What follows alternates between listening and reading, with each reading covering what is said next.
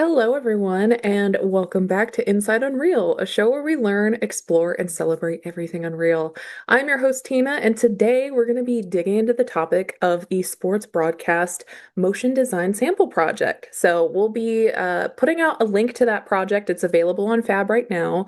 Go ahead and check it out. But a couple things of quick news before we dig into the topic for today. So for those of you that are participating in the 10th Epic Mega Jam. Very excited for that going on. In case anybody missed it, we actually extended the deadline of this jam by a day due to some of the interesting things that have been happening on the internet as of late. So the new deadline is now tomorrow, October 24th at 11:59 p.m. ET. So make sure that if you're participating, you keep that in mind. You have a little bit of extra time, but again, we will not be accepting any late submissions, so make sure your submissions are completely done by that deadline. Again, in case anyone missed it, new deadline is October 24th at 11:59 p.m. ET. Then the other bit of news that I wanted to cover for today is we want to know what we can do to improve the Epic developer community for you all. So we've recently launched a survey.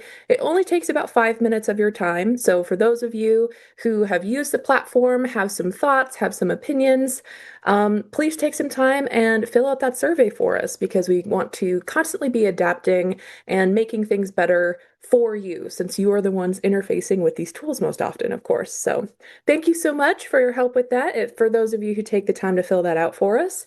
And then now, let's go ahead and get into the topic for today. So I'm going to start us off by having our wonderful guests introduce themselves, and then we'll dig into the topic at large. So let's go ahead and start off with David. Do you want to tell us a little bit about yourself? How's it going, everybody? I'm David Gralnick. I'm a senior product specialist here at Epic Games, and I work primarily on the motion design toolset that we're going to be talking about today. My past, a little quick thing, is I've worked in the broadcast industry for several years prior to joining Epic. So getting to kind of build up this project was a lot of fun. And I feel privileged to have worked with the team at Capacity to build this awesome sports graphics package. And by the way, it's currently available on Fab, minor plug, but go check it out. And I'm going to go ahead and hand this over to their senior designer, Dan Visconti, to introduce himself. Hey, my name's Dan. I'm a senior designer and animator at Capacity. I've been here for about 6.5 years, and we had a really good time working on this project with David and his team of developers, being able to make this broadcast package. And I've kind of been around to kind of witness the change from traditional television broadcasts to gaming inside of Capacity. So it's kind of like a cool way to marry the two things together. But yeah, I'll let Melissa take it from here. Hey everyone, I am Melissa. I am an art director over at the team at Capacity. I've been with the team now for 10 years, and like Dan, I've been fortunate enough over that time to set roots in both that broadcast style sports work, as well as some of the newer work as we've positioned our company more into the gaming space over the last couple of years, which has brought us to where we are today. So we were super excited when David and his team over at Epic came to us with this opportunity to collaborate and to fuse some of that old school broadcast DNA with the real-time graphics in Unreal Engine. So maybe what we can do first is jump into the montage reel of this graphics package that we put together, just to kind of give everybody a primer on what we're getting into today.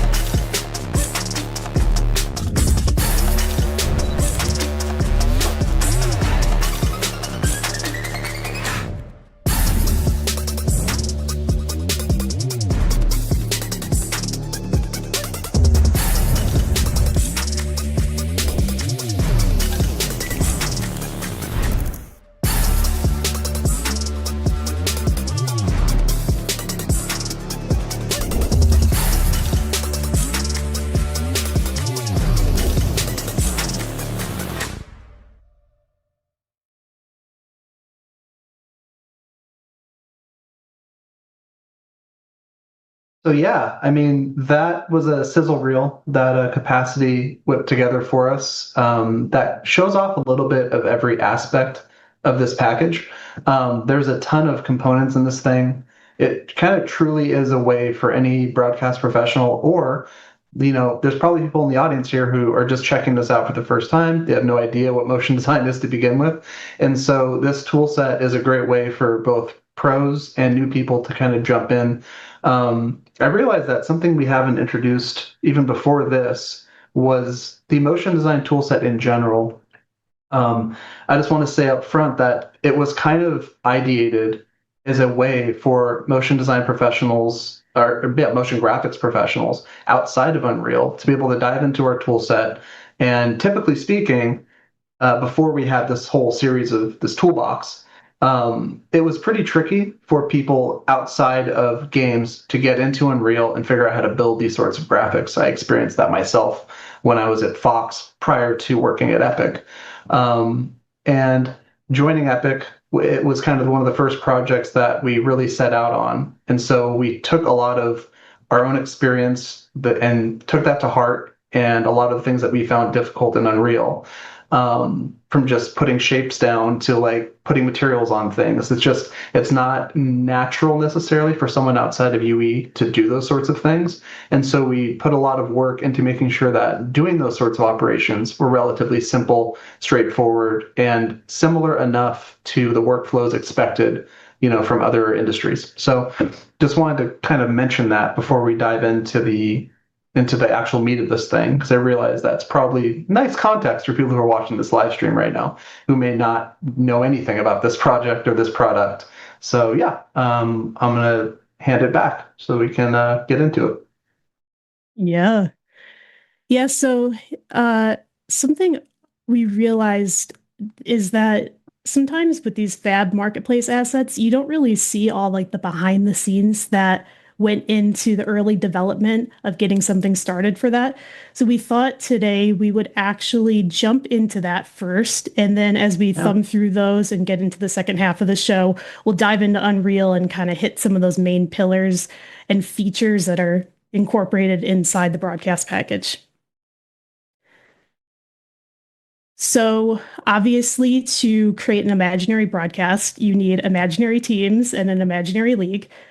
So, we started our development there. As you can see here on the screen, here are some of the early team logo sketches. Uh, Really, what we tried to do was create like a nice set of variety, as well as varying silhouettes, so not everything just felt like that standard football club badge feel. So everything didn't feel like it was a bunch of shields next to each other. Um, yes, some teams here were lost along the way, but we're glad we could resurrect them just to give them some life at this moment. Uh, so from here, we go into the final five that are located in the package. So each team here has an associated brush script, which you can see in the bottom right next to each team, as well as a team pattern, which was heavily utilized throughout the package. So starting in the top left, we have the Daring Hares, we have Worms, which is personally my favorite. We have Navigators, we have Mach 10, and we have Mythic Lynx. And then we get into the league branding. So this is where we landed with some of the early iteration of the Unreal Pro League, the UPL. Uh, it was inspired by Unreal Engine, obviously, but also many of the modern day major American sports IDs. So from here, we refined the shape language a bit and we landed here. So this is our UPL network Unreal Pro League brand ID. The purples, the golds, the whites, we felt that they were regal, they were classy, but also left some of that sporty edge to them. It had the right amount of personality to it, and also some of that grassroots, like hometown football club feeling. Um, and of course, a league wouldn't be complete without players. So, in collaboration with David and the team over at Epic, and the fact that we all didn't want to dress up in soccer uniforms and do a photo shoot together, we Yeah. landed on an illustrative approach. So you can see here, this is a small handful of some of the early sketches that we did, and they were inspired by you see like sports packages out in the wild currently. There are some that have this fun like illustrative approach for each one of the players.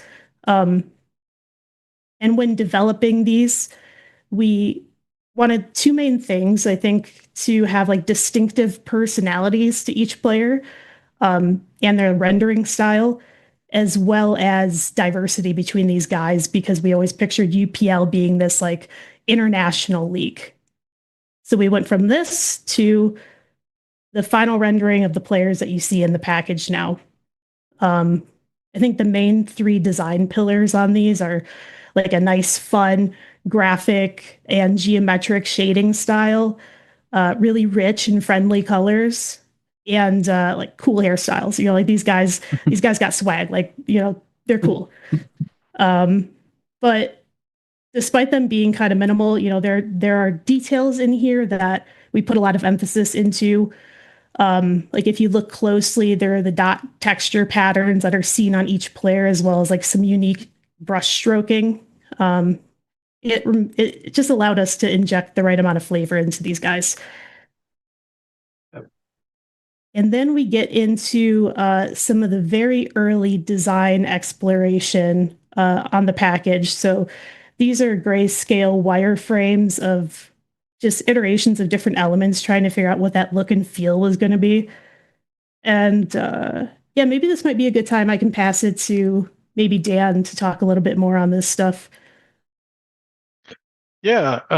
So we knew early on that we were going to look at a lot of conventional sports broadcasts. So things like the Premier League and NFL, and see what was kind of going on in the contemporary space, but then also kind of things like esports and how we could make things a little bit more modern or a little bit untraditional in the same right, while maintaining a lot of the same functionality. Also early on, while we were developing some of the like player versus player screens or team versus screens, David had actually brought up maybe wanting to inject some fighting game DNA, which we pulled a lot of references from like Tekken and Street Fighter and some other games Yeah. like that. It's definitely a space that like it lends itself nicely. Number one, I'm a fighting game nerd, so shout outs to the FGC. If anyone's out there, I don't know. But like one of the biggest things that, works in this sort of graphics package, especially soccer, where you have a lot of star players, right? That you want to see how a certain player is going to match up against a certain player very specifically, lends itself to like a versus screen in a fighting game and that sort of vibe. And so that was kind of part of the direction that was kind of thrown their way, was like, let's see if we can, with this awesome like diverse cast that they've created here, let's see if we can get a bit more of make it a bit more personal with some of these graphics, like I don't know, like a versus screen basically, right? So yeah, I'll let you keep going, Dan.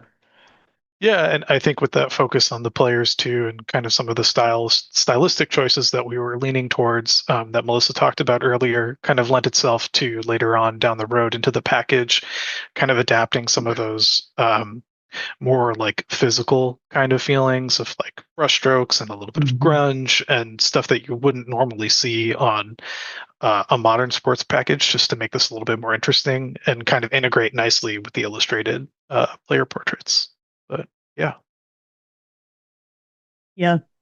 And from there, we actually took these wireframes and we just really wanted like intentional rapid iteration and development in the beginning between us and David.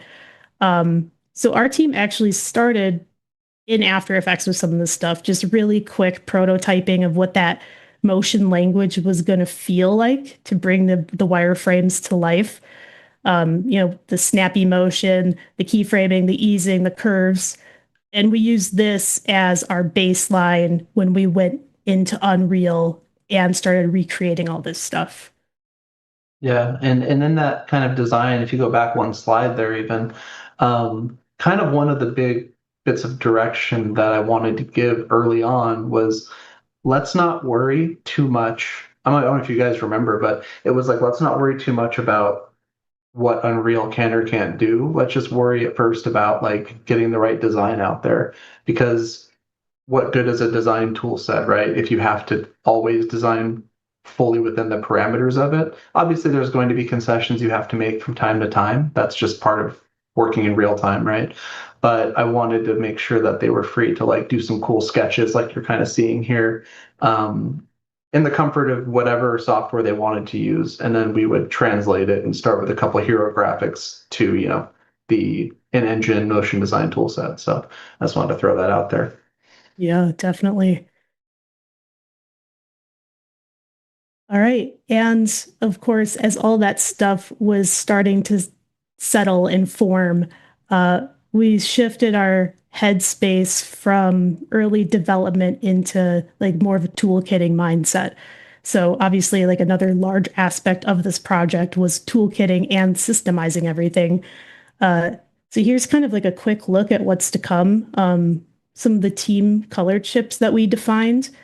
And for anybody who's actually been inside the project, you'll know that these color chips are the source of any color that's being pulled into an element. So these took a lot of intention in creating them.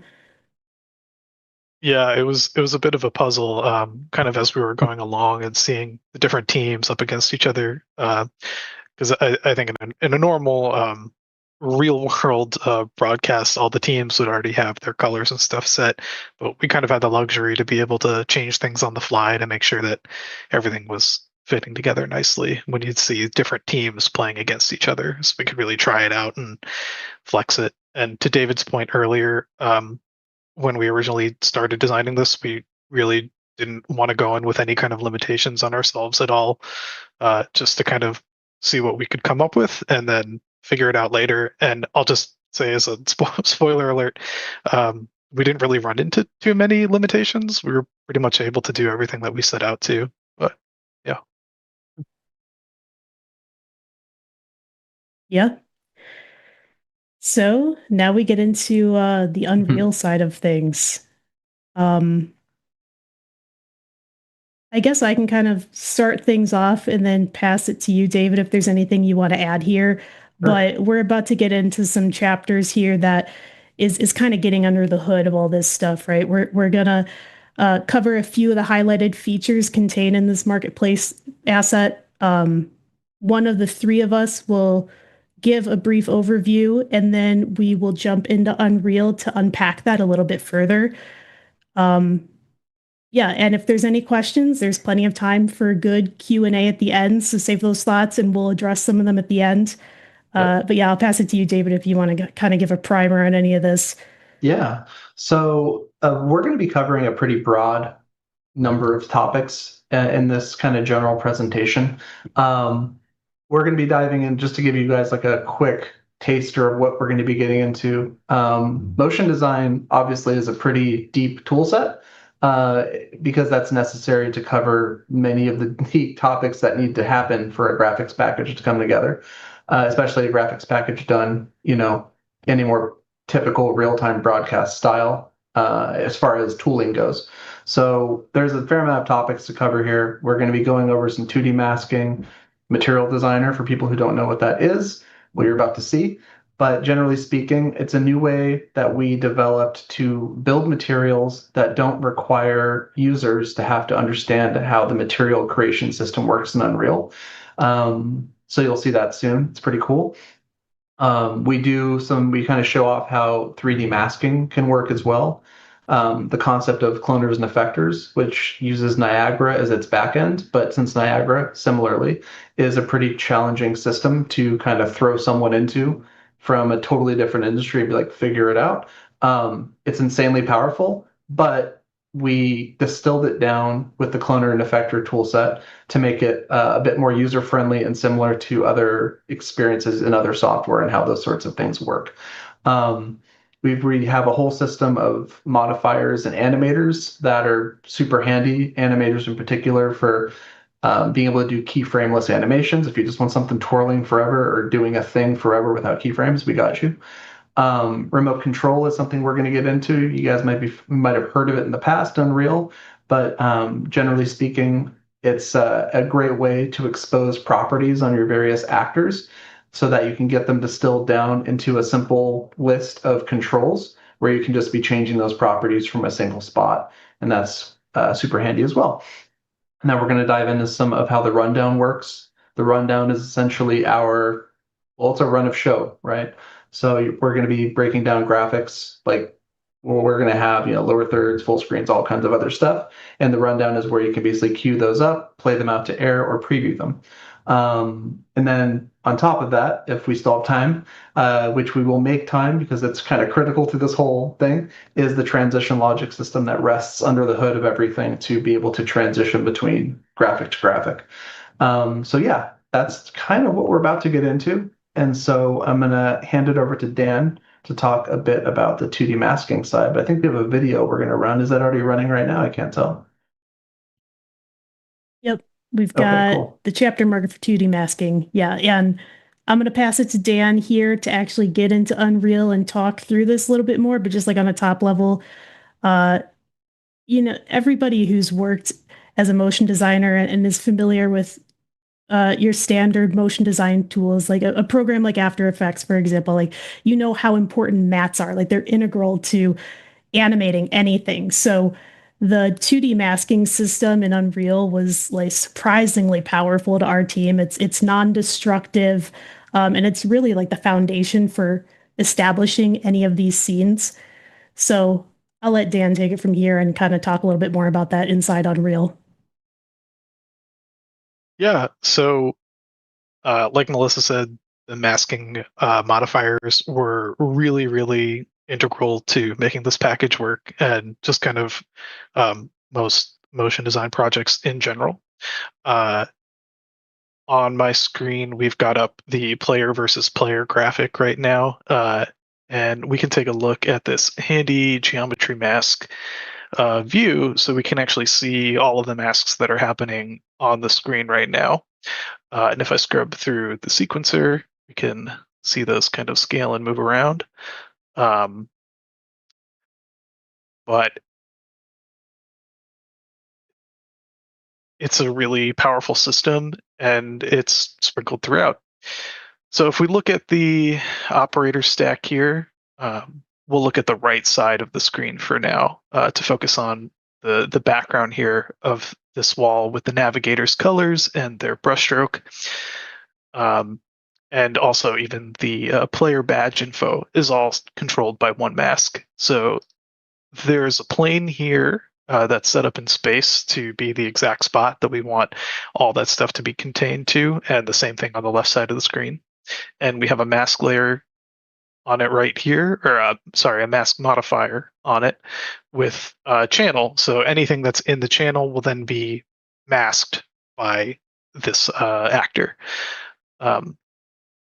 So we have this one set to 0, and then if we look at the content that's below it here, this one's also set to 0. And if I toggle this off, we should be able to see stuff kind of break a little bit, or this one right here.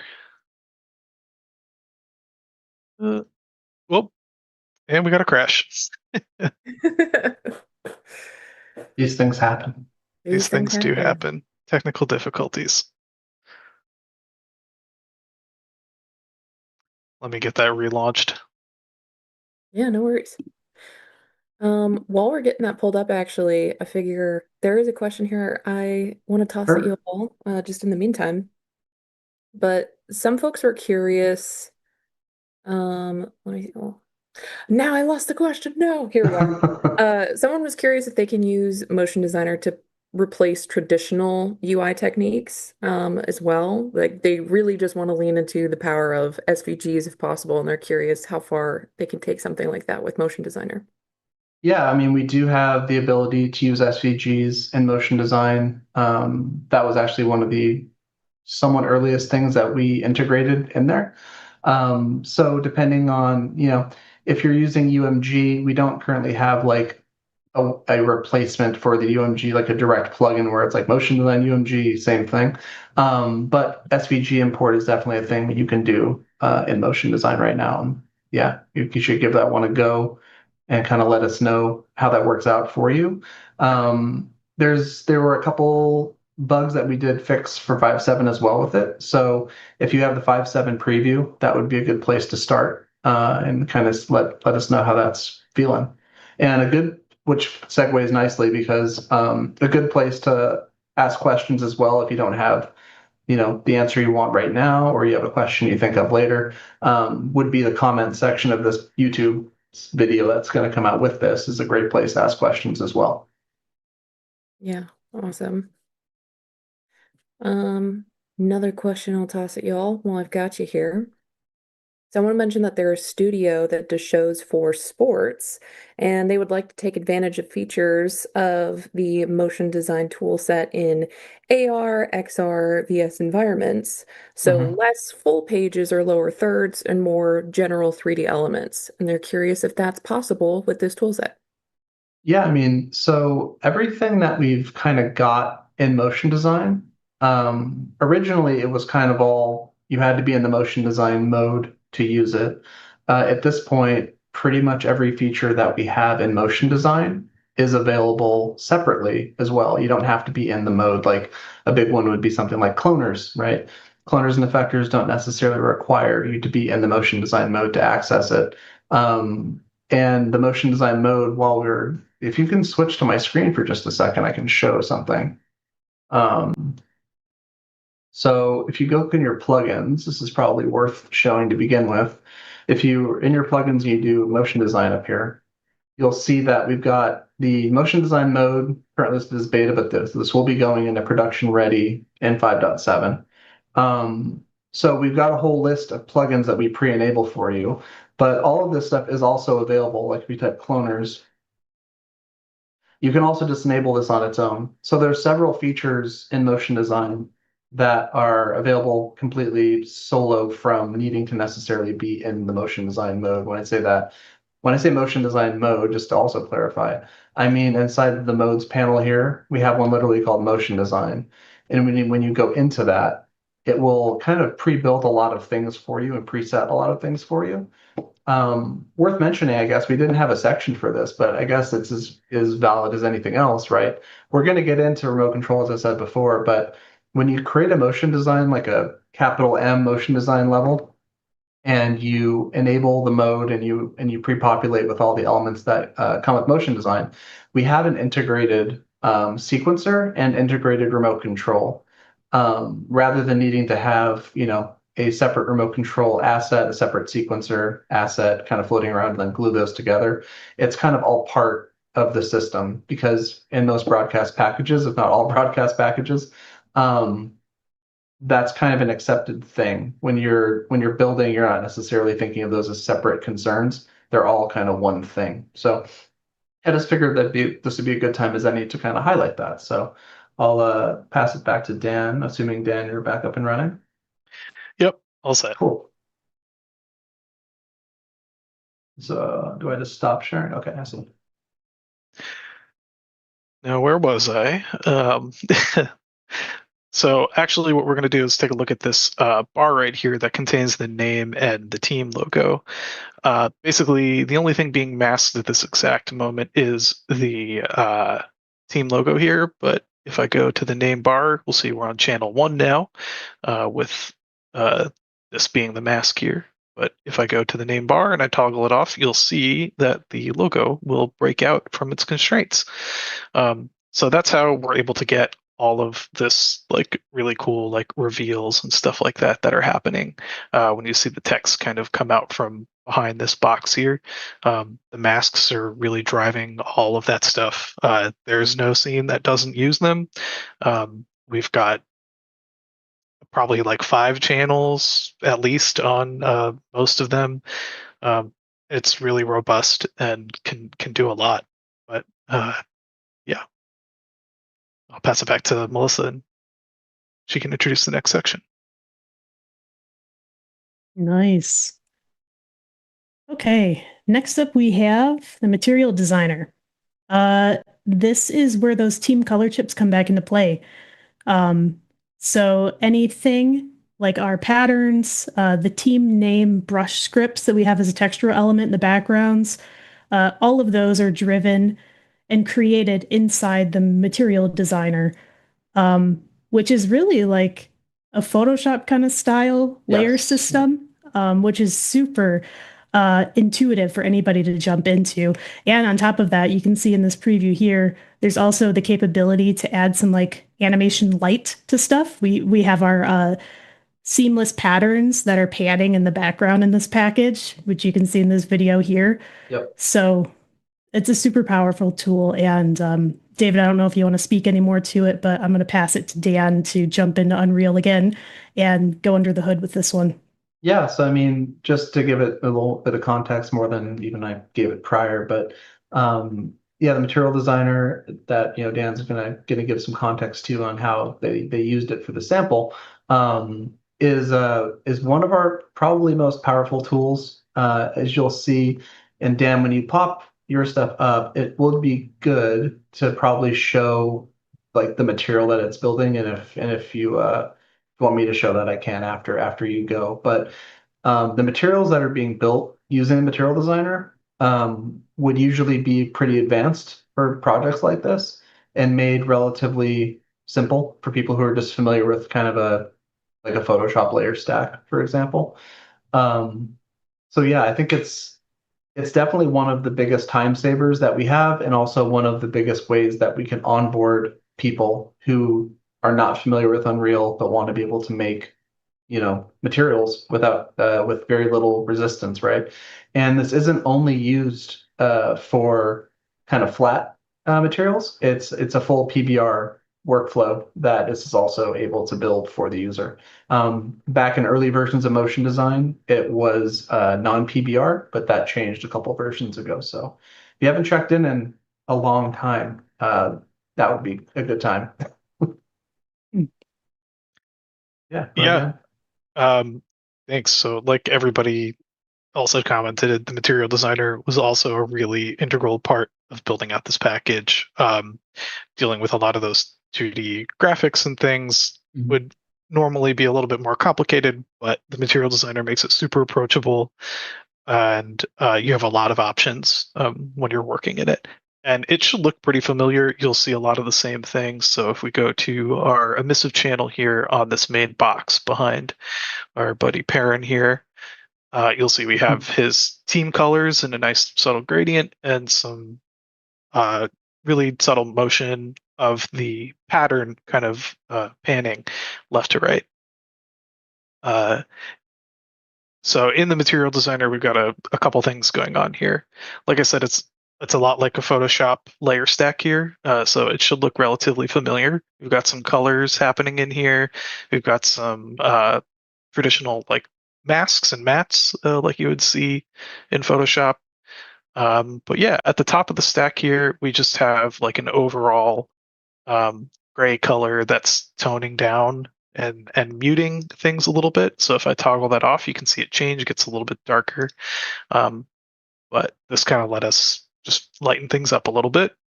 And then we have a layer that has the grunge, which we have just a solid white color, and then a matte that if I highlight over this, you can see there's a little bit of a grunge effect kind of happening that we have just over the whole image to give a little bit of texture.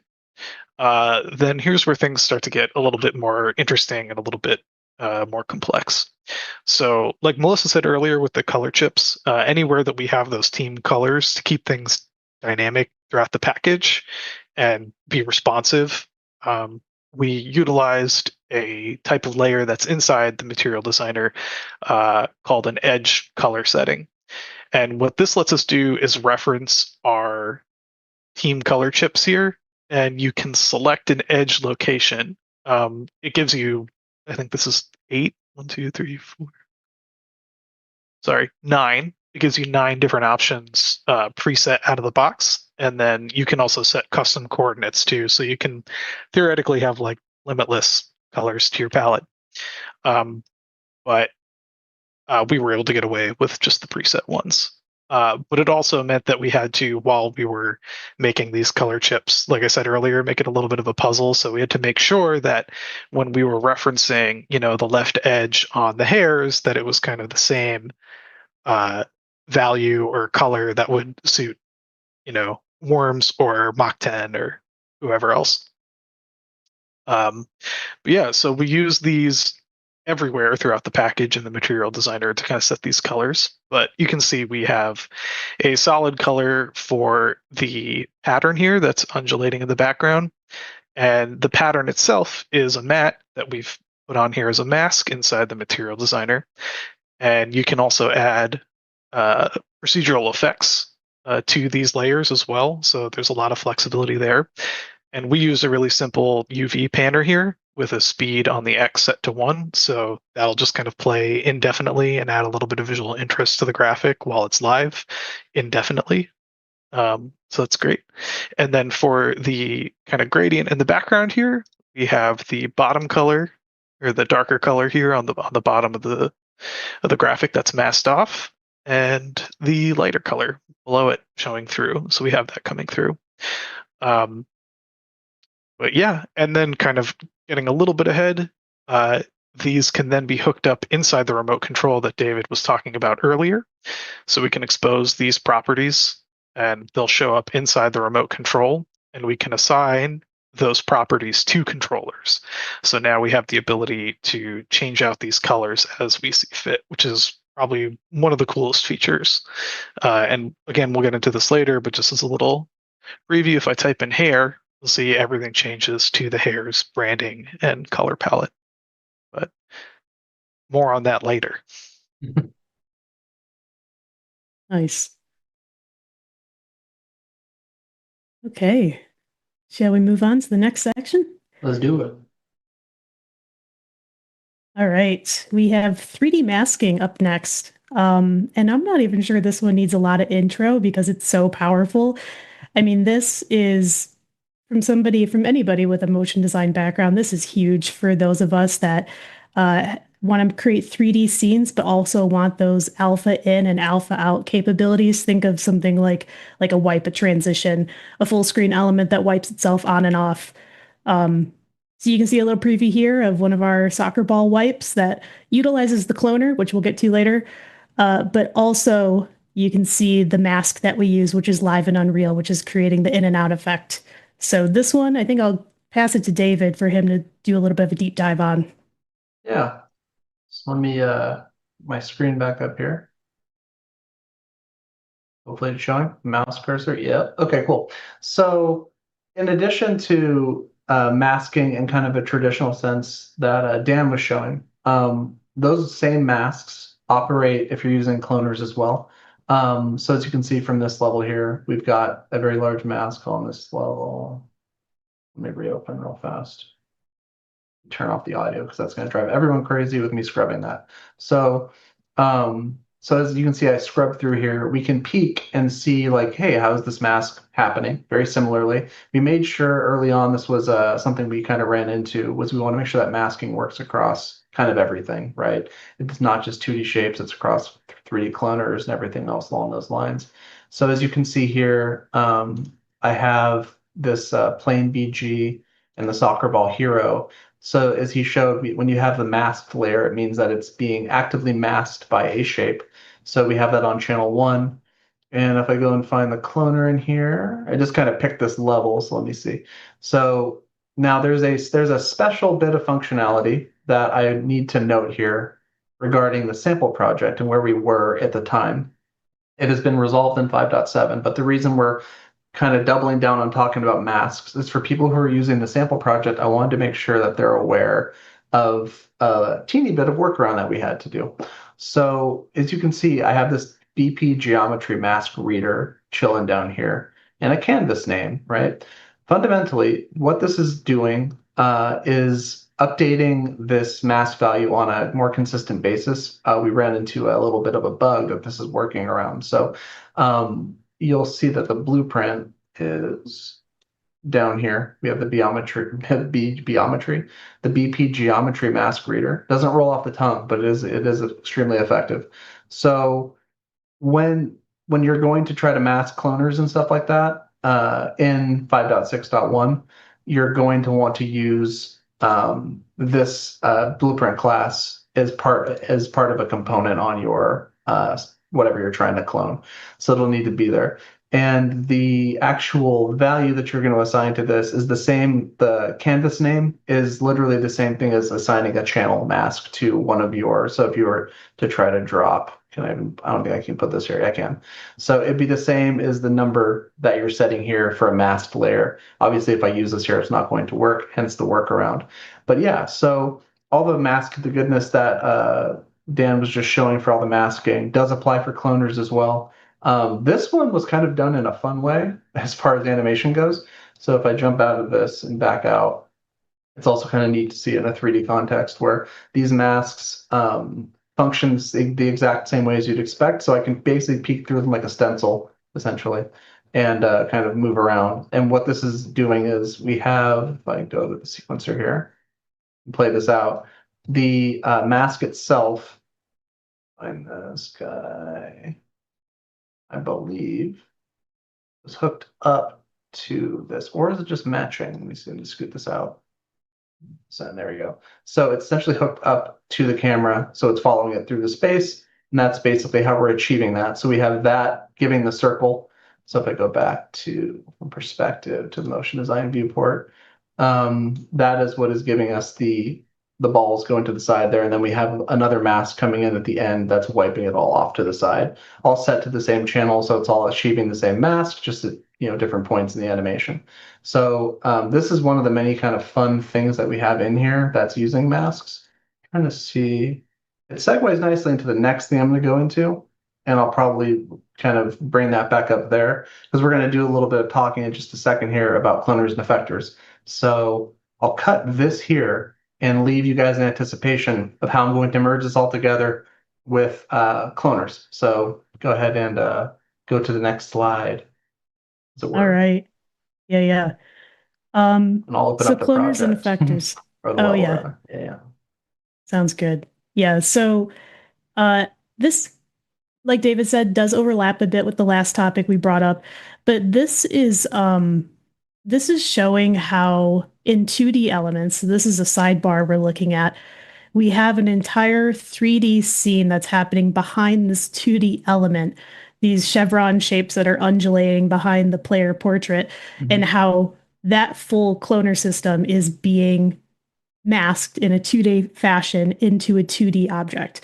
So that's huge for anybody who's used to rendering out 3D like pre-renders and bringing them into 2D software. This can just all happen live in Unreal. So that was once we all understood how that functioned together and we started to incorporate that into traditional like 2D elements like a sidebar or a lower third, it became a super powerful tool for our team.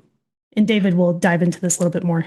Yeah, I'll also just add to, like, previously in the past, anytime you wanted to do stuff like this and have it reactive to all the like broadcast functionality and toolkittable qualities, you have to pre-render each 3D object and then have that as like a video in the background or something. But now these are all like native, running real time, all integrated. It's really awesome and it's a cool workflow. But Yeah. Cool. You can bring my screen back up and I'll go into this a bit from a couple angles.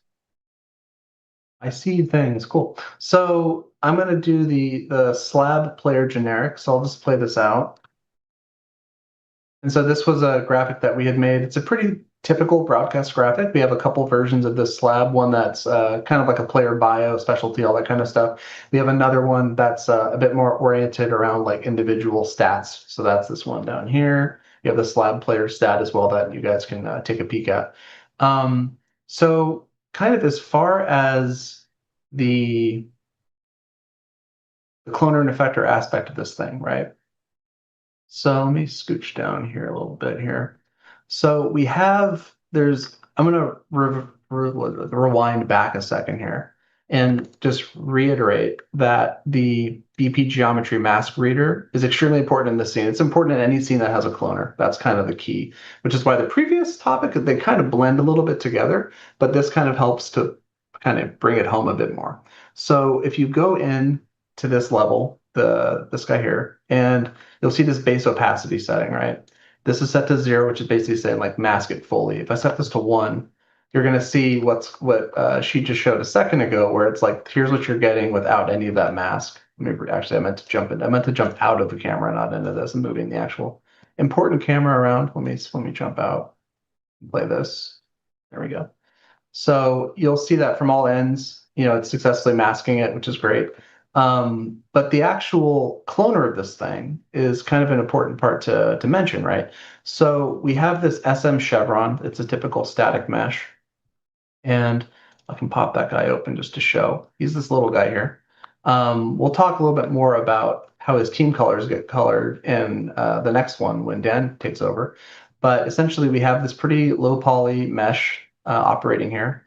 And we're able to take that, drop it into a cloner. So I'll unmask this actually for just a moment with what I just showed. So if I jump into here and turn this to 1, just to show the whole thing, because if I'm moving the camera around, it's a little tricky.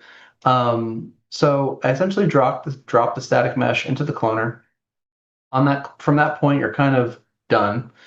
A big part of cloners is the actual cloner settings themselves, but also the effector that's doing stuff to the cloner, right? So when you have your cloner open, you have several cool settings to play around with. But one of the biggest is kind of the layout of how you want that cloner to operate. In this case, we're having things clone in a line. We set a count. So if I set this thing to like 10, you're going to get way less clones. And if I kind of raise that up, you're going to get more. I don't necessarily recommend keyframing this property. You can, but it's not necessarily the freest property in the world to keyframe, but it can be done. You can modify your spacing from here, all that fun stuff, as well as the axis that you're cloning along. So if I switch this thing to like an X, it's going to go toward the back, right? So, which is, it's an option. You can do all kinds of fun stuff with it. Rotation properties on all of this can be modified and all that fun stuff. Now, there's really a ton of stuff you can do with all of this, but one of the big things is once you attach it to an effector. An effector, so this one here, you see here. So you can see all the cloners, the effectors rather, that are attached down here. When you build a cloner from scratch, this will be nothing. So you can always create a linked effector. So like if you click that, you'll get a brand new effector to play around with down there.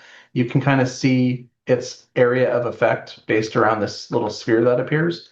So if I switch this mode from offset, actually I can just leave it on offset, and I can have this thing do a very large offset on everything that's interacting with it. Right now, nothing is. So if I bring this up and kind of increase the actual shape of it, right now it's pretty tiny. So if I increase the inner radius of this and the outer, you'll see that as I do that, it's going to start shoving things out of the way as it kind of moves through the space, and it's going to put them back the other way when I'm done.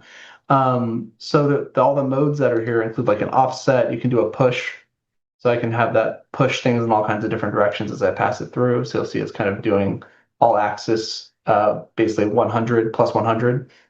And so this is utilizing that. And what's neat about cloners and effectors, just like Niagara, is it's a pretty efficient system, right? So you can put several clones on things without kind of getting impacted severely on a performance front.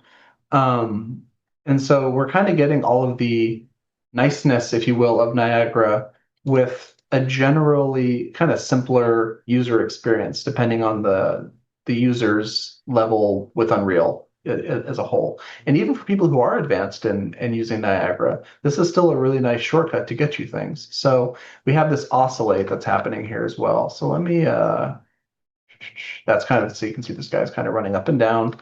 And it's very subtle, but he's kind of shifting all these things around. And so this effector that we have running here, let me go into the general.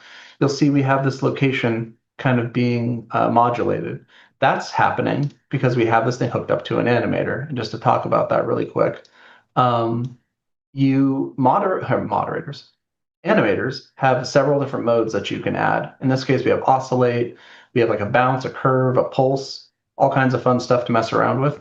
All keyframeless, which is the key if you're trying to, that was not intentional, but keyframeless if you're trying to create something that just undulates and doesn't require anything from sequencer, right? So what we've done here is we've done like a negative 300 on the amplitude for the position, because we've linked that property. If I expand this a little bit out, not the camera, just this. There we go. So we have the relative location of this thing going negative 300 to 300. If I put that at like negative 100 to 100, it would be like basically modulating within a much smaller space. And then you can also modify the amount of time it takes with this cycle duration to do a full loop. So if I put this at like 1 second, you're going to get a much more, much less subtle, much less nice for this graphics package effect. Still cool though. So that's essentially how the cloners and effectors and also our, excuse me, our animators are able to accomplish a bunch of stuff in this. When you then turn back on the masking, you're going to get, a generally nice oscillating background masked to the appropriate shape. So that is kind of a big addition that we've got working nicely in the sample. And also it's just, like I said, it's very performant. That's the key thing. And it's a lot of fun to play with. So I was trying to think, is there anything else I want to talk about around that topic? Um, the rare check of my notes. No, I think honestly that's enough to play with. And once you guys dive into the project and sample it for yourself, I think you're gonna find a lot of power there if you haven't already kind of played with any of this stuff before. And I'll just bring back this thing back to sanity where it's gonna do a nice slow oscillation on this. So yeah, just a reminder again, if you're in 5.6.1, the difference between being on the actual geometry, if you're using cloners very specifically, you need to make sure that you're using this BP geometry mask reader in order for this to mask correctly. So that's my last time I'm going to mention that. But in 5.7, you don't have to worry about it. But for 5.6, you do. So yeah, I'll pass this off. Cool. Next up, we're getting into modifiers, which is a very deep rabbit hole. There's a lot of amazing modifiers. It's hard to even kind of cover all of them at a base level. Some of the ones that we're going to dive into today is just kind of scratching the surface.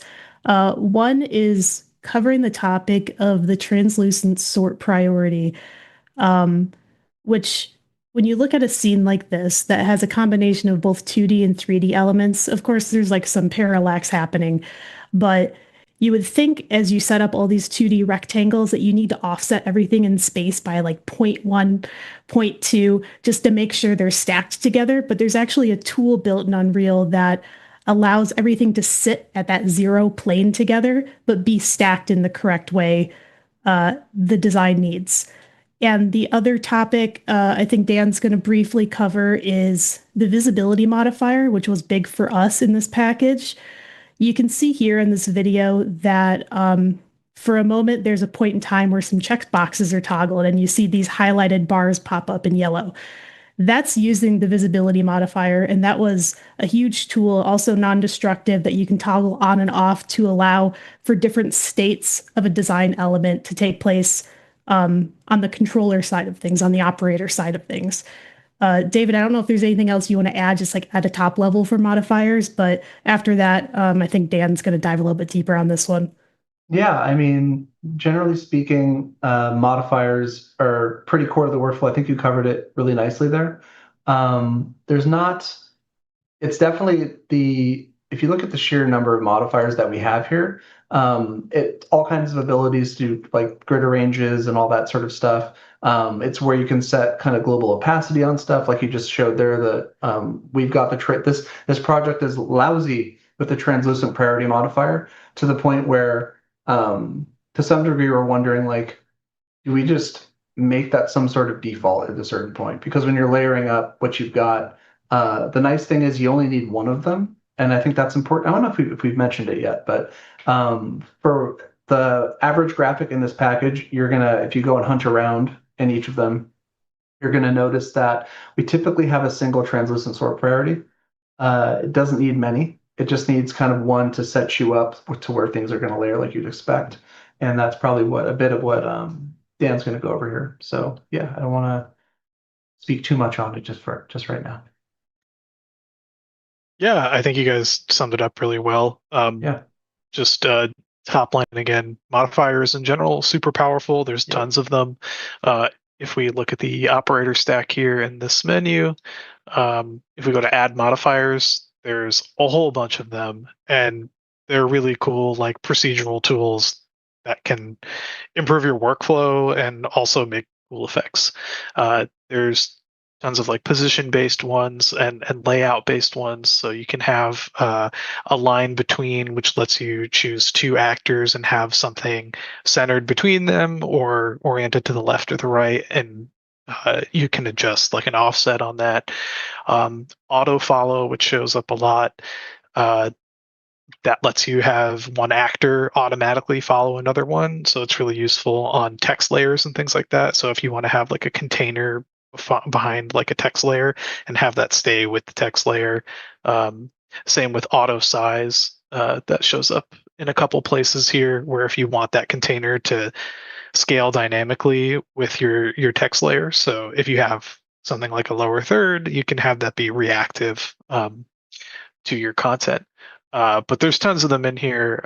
Definitely play around with them when you download the package or just open up Unreal next time and get in the motion design mode.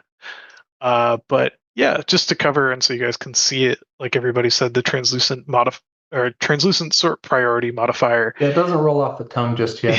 Yeah, it is a bit of a mouthful, but it's literally in every scene that has any 2D elements. It's super super integral to making this whole system work. And like Melissa said, to not have everything offset by 0.1 and have to worry about reordering things, Yeah. it just kind of puts things in like a more traditional like design tool 2D mode inside the material, or I'm sorry, the motion design outliner. Um, but yeah, so on our content null here at the top of the entire stack, we have this translucent sort priority modifier, which will do this conversion for you. And then you also get the option to choose your sort mode. So for people coming from traditional broadcast tools, which I think is the default, it'll be set to the bottom first. So anything that's at the bottom of the layer stack is what's going to show up on top. But you can change it to whatever you want. Yeah. And I'll add really fast. It really depends. Like if for the broadcast people who might be in this audience, it depends on the package you're coming from. The actual broadcast systems that you're designing in. But typically we did this just as like a comment because many of them do an actual render order. So the last thing in the stack is the thing that's on top because the last thing was the first thing that is now, or the last thing rendered should be on top of everything else. So just depending on where you come from, like Photoshop obviously inverts that, where the top is the thing that renders on top. But yeah, so like he said, work to your taste, but we defaulted it to kind of the traditional workflow. Yeah. Yeah, it wasn't that hard to get used to either. Yeah. So just saying from personal experience. But yeah, and just to like show that in action, so we have this name bar here that has the logo and the player's info on there. If we were to grab that and move it behind the right portion of the screen there, all that stuff would move to the back behind it. But oh, okay, doesn't want to undo that. But anyway, we'll stick it back over there. Yeah, so that's the translucent sort priority.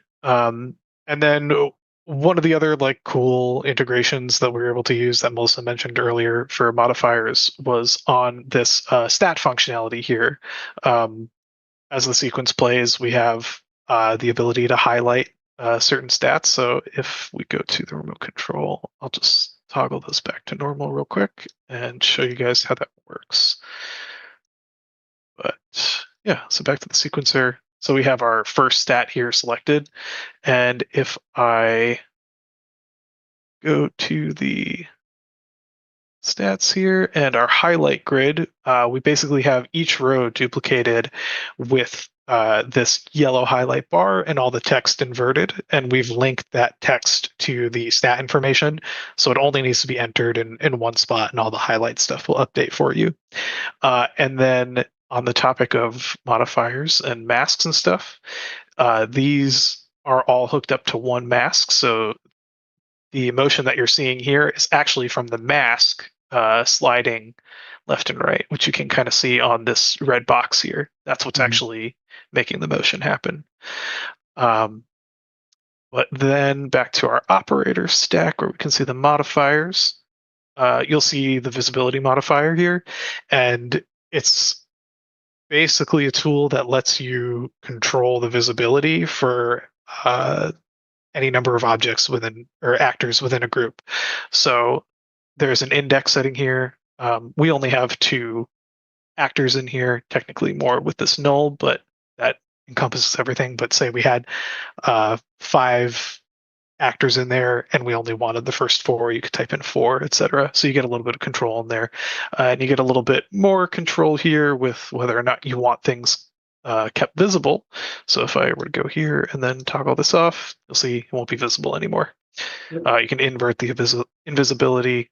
Sorry, invert the visibility and skip when hidden. I guess you're also inverting the invisibility. Yeah, Depending on how you think both are about wrong. it. Yeah. But yeah, to make this more powerful, we kind of hooked it up to the remote control. So we exposed this property, brought it into the remote control, and you can see on our available properties here, we have all these checkboxes. Then what you can do is you can click and drag them into the controller column here, which will create a Boolean control for you, which is just a checkbox, a true false state, and it'll automatically be linked up. So when the operator is running the show and say they want to look at the first and the third stat, or maybe the first, the third, and the fifth, you can check whichever boxes you want and have that all work. But yeah, modifiers really powerful, really fun, um, lots and lots of functionality.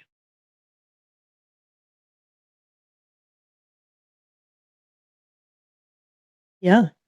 So I guess we can kind of, Dan, you just covered it a touch, and we've continued to cover this topic, but remote control. It's kind of Um, the glue. it's kind of the Yeah. glue that puts everything together. Again, like I don't think this needs much of an intro.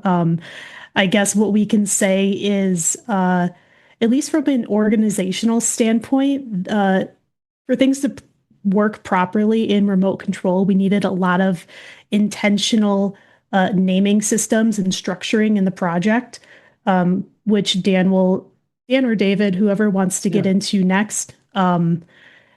The There are tri codes that we use. Well, I guess kind of quad codes because we used four characters for our teams and some other elements. But yeah, this is the glue that puts everything together. I think we could spend a lot of time on this topic actually, but I'll let you guys take it from here.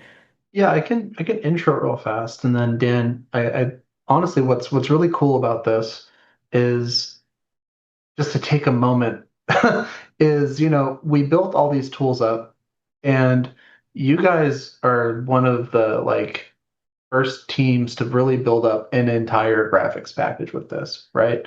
And so things like we're about to get into with like the path behavior, remote control, all that sort of stuff.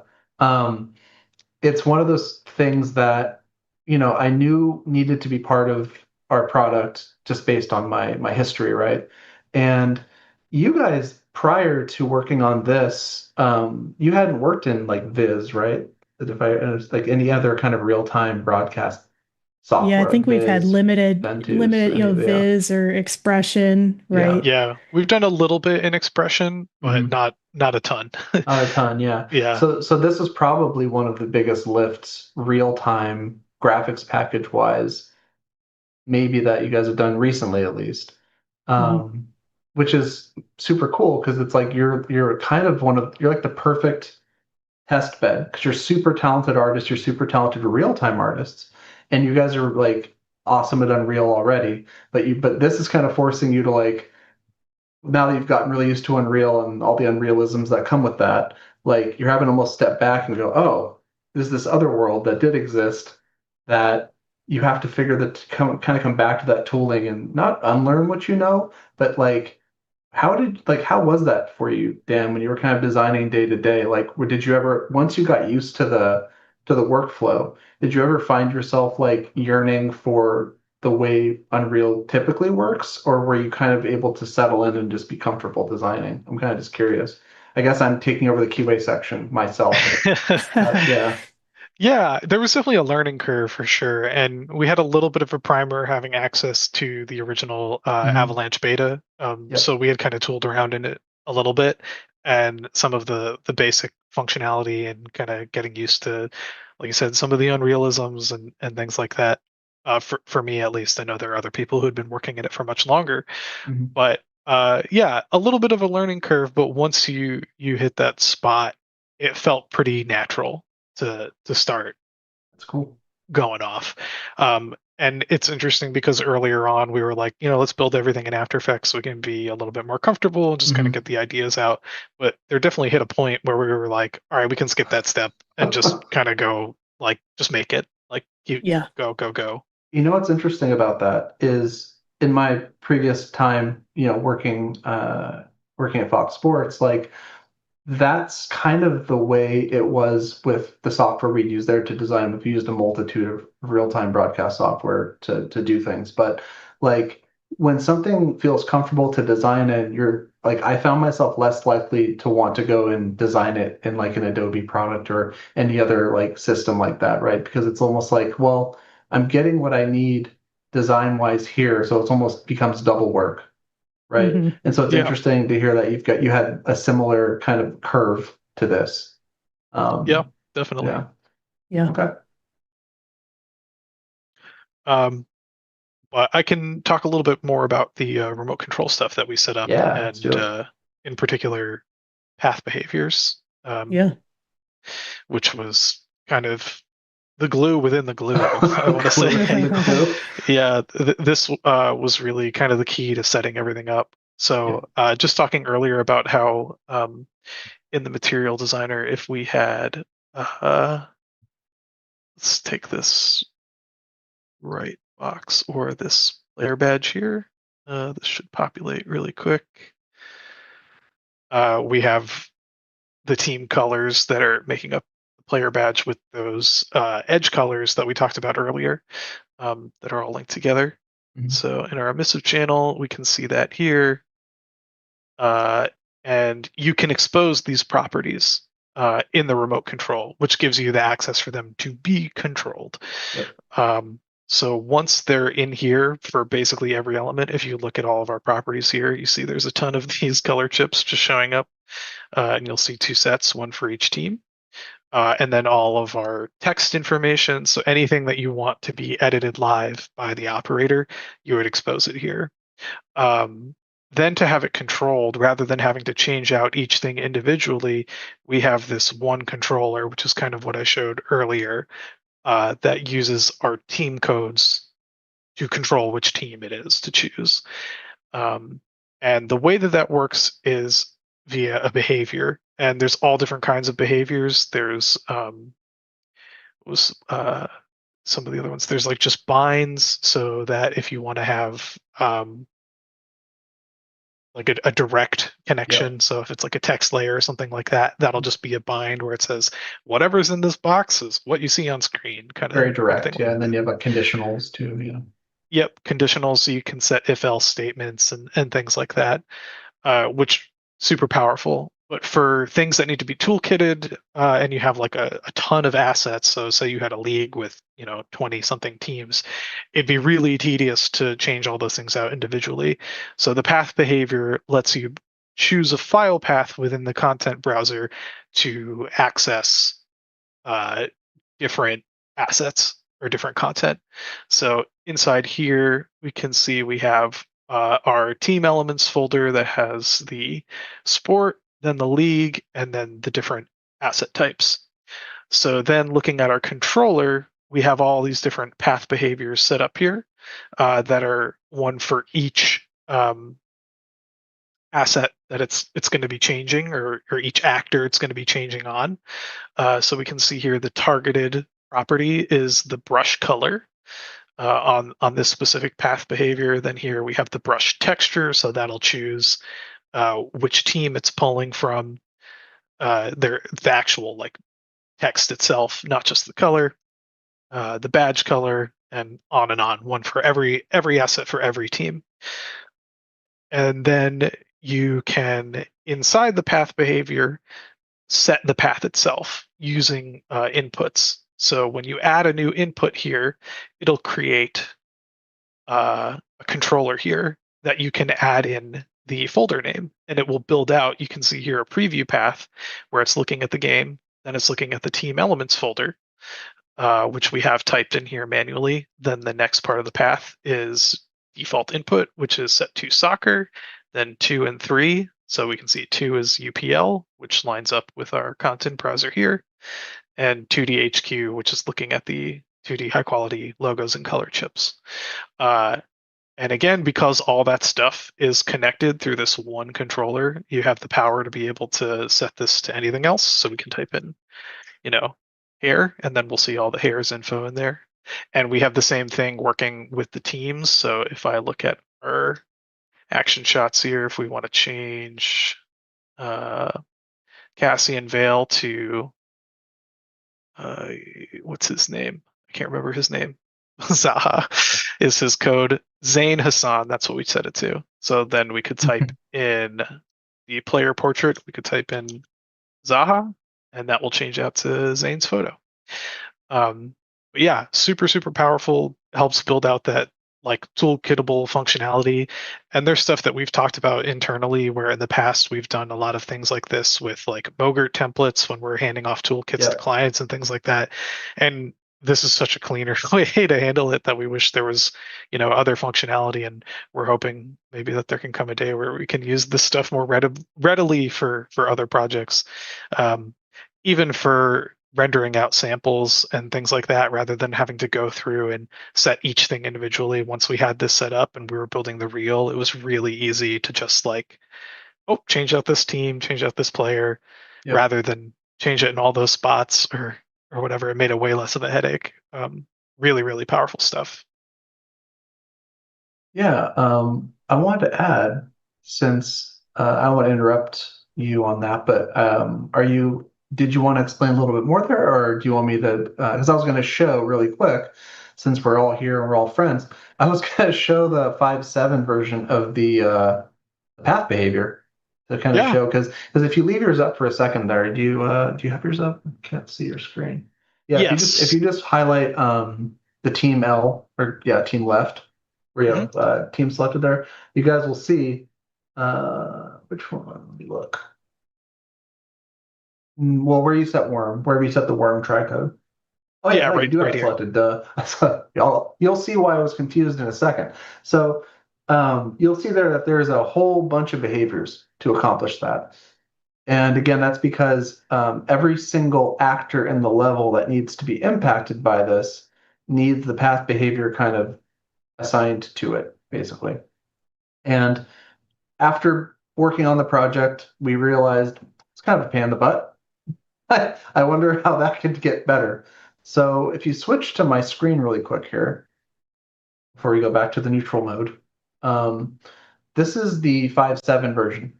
Same level, same properties, new groove. I don't know how to put that. So anyway, what you can now do is a couple things. You can go single path behavior has a bit more power than it did before. So on that single path behavior, I'm grabbing the properties from the IDs from 12.10, 12.15, but if you'll notice, there are some options now. Number one, under actions, I can add a crap load of actors there instead of needing one for every single actor.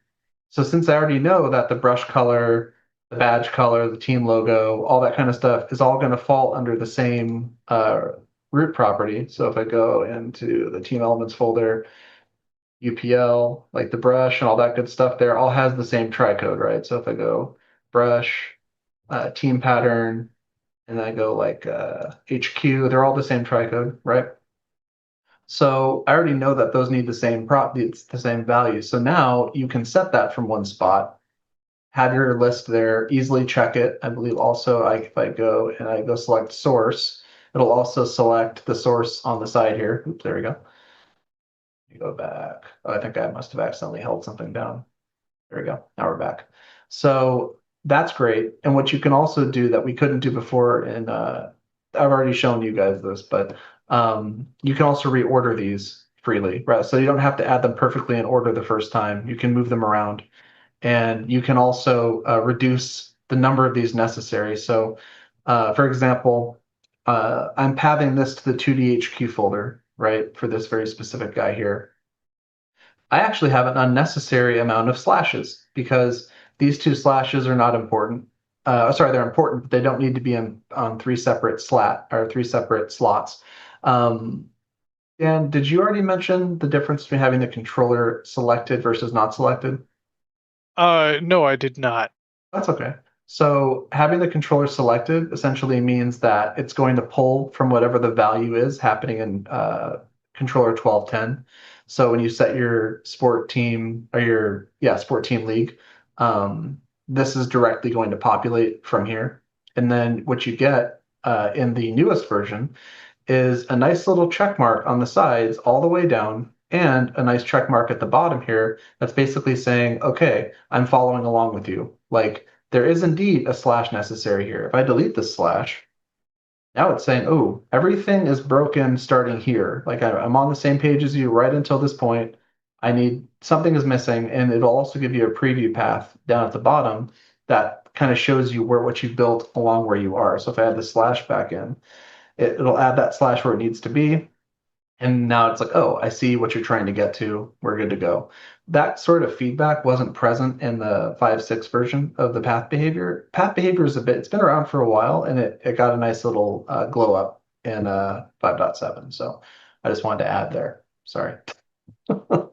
So you can jump back to Switzerland. Yes, it's Yeah. neutral territory. Um, wow. So as we get into rundowns and broadcasts, all that stuff we just covered with the remote control, this is kind of, what would you say, David? Like this is kind of where it all comes to life, Very right? Like much this so. is Yeah. from going behind the scenes, the artists working, behind the curtains into the stuff that actually like goes out into the wild, the stuff like the operator would actually be in there and run through. And for us, like personally, for us, this was a huge quality control part of the project, Mhm. making sure all of this stuff functioned correctly and you could switch between elements. Um, but I'll let you speak a little bit more to it, David. Yeah, so the rundown is we have one more topic after the rundown that we need to touch on, but the rundown is honestly the kind of the glue of this whole thing. Let me give me 1 second to open one up. All right, so there it is. So you can bring back my screen here, and I'll walk through it a little bit. Am I back up? Okay, I'm up. So the core of running pages in general, right, is so you made all your designs, that's great. Like you've got all those things on your scenes and that's all set up. But how do you actually play those things out? Like where do those things get queued? Where do you preview them? And also, with all these nifty remote control settings that we just showed you, where do you control them? Um, like on an actual like show rundown, a run of show, if you will. That is all here. So what I've done is I've just added some of those templates. And to do that, it's as simple as either you can go into your levels here and drag it in. So like, I don't know, let's see, do I already have an FS title card in here? I do not. So if I grab like FS title card and I just drag this in, it'll add it to my list of templates. I can then take that FS title card and drag it into my rundown or my page list. Sorry, this whole thing is a rundown, but my actual list of pages. And I can then play these things out. So if I go in and we're gonna do a little thing here, right? So if I go into, for example, player generic, right? Full screen player generic. This is where all those remote controls will show up.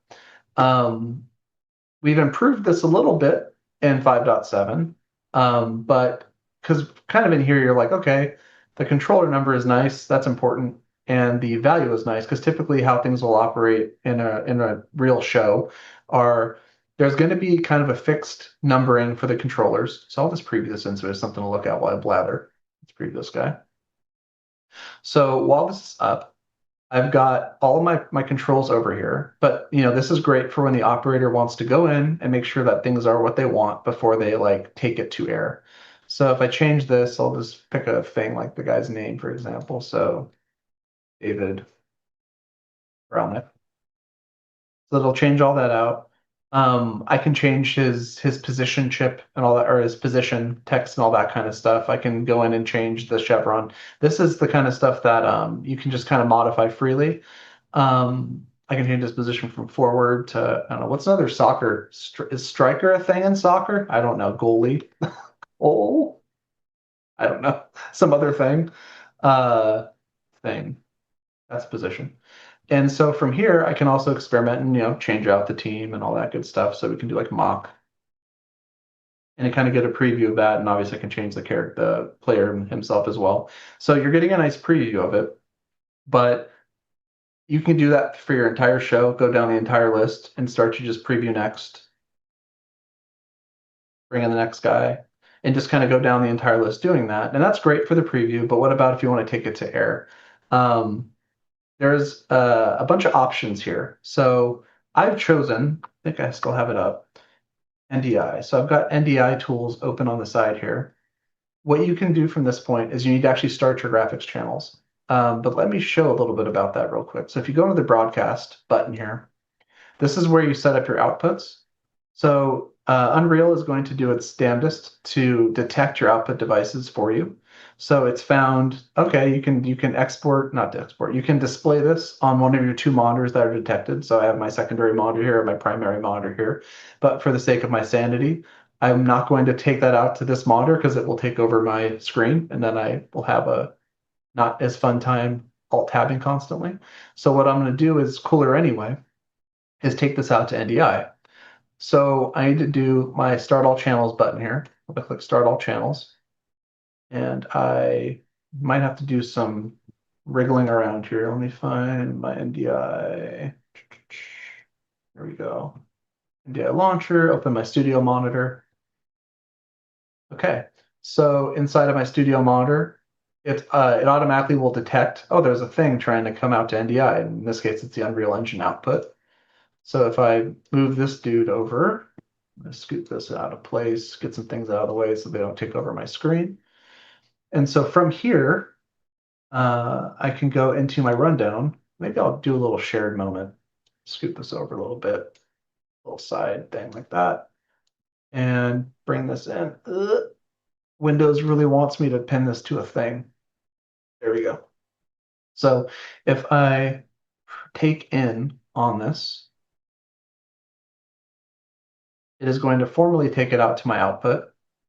And if I take in the next graphic, it's going to take that one in as well.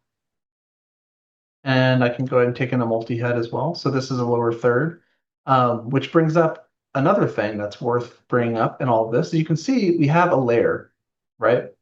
We have this title card here is set to full screen alias. We have the slab social is set to slab. We have things set to lower thirds. Why, oh, why do those matter? Well, they matter because when I bring in a lower third, the system is smart enough to go, oh, you're going to bring something in that's going to go here. Well, I better get rid of everything that's taking up this big pile of real estate. So if I bring in this, it's going to take that out and bring in my lower third. Where that kind of comes together, if I can go back in time. So anyway, the rundown, that's fundamentally what's happening there. You can preview your graphics in, take them out to whatever device you've set it to. It could be like a Blackmagic card. It could be, to NDI. It could be to your desktop. It could be wherever. That's all a thing there.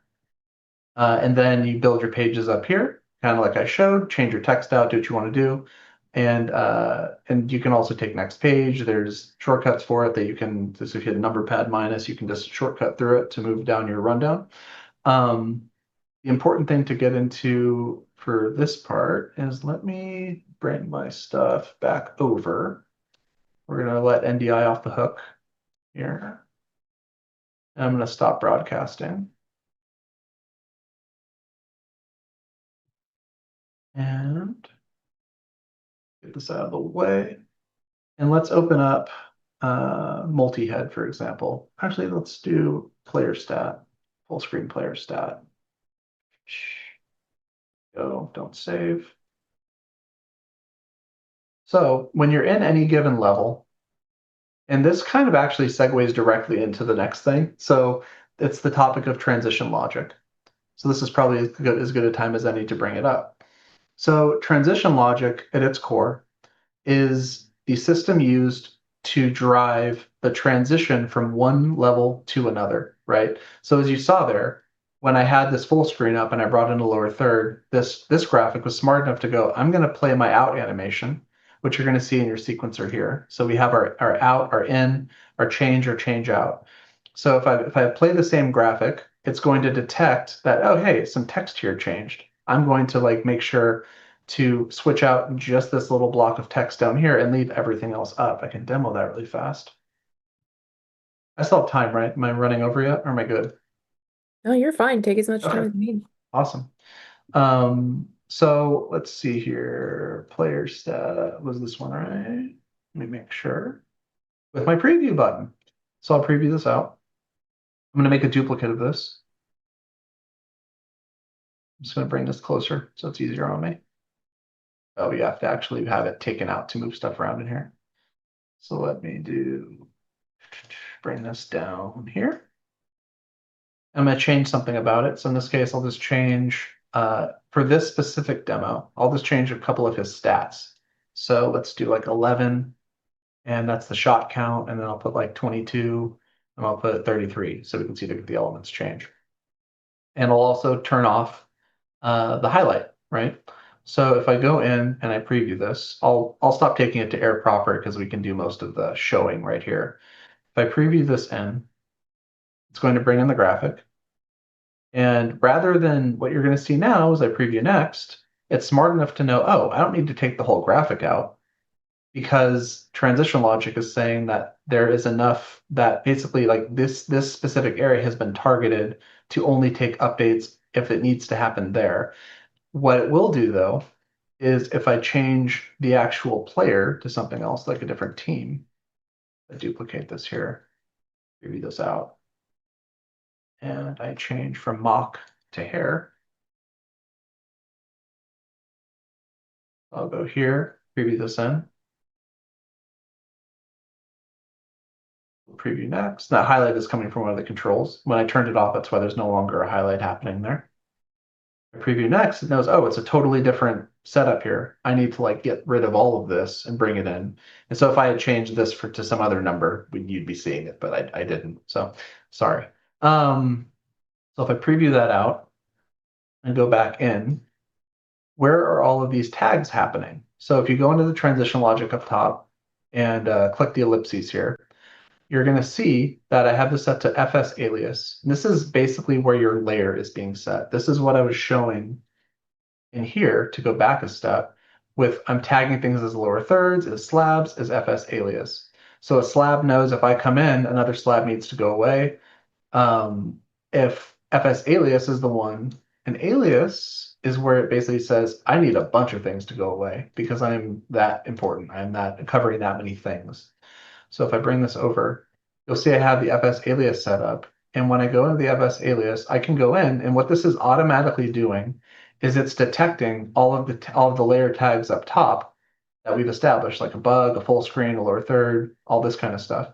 And I'm basically saying that this encompasses all of these things. These all lose when I come in. Hopefully that makes sense. So that's kind of what's happening under the hood. When we have that lower third, it knows, or the slab, it knows to kick out other slabs, it knows to kick out lower thirds, it knows to kick out all those other things.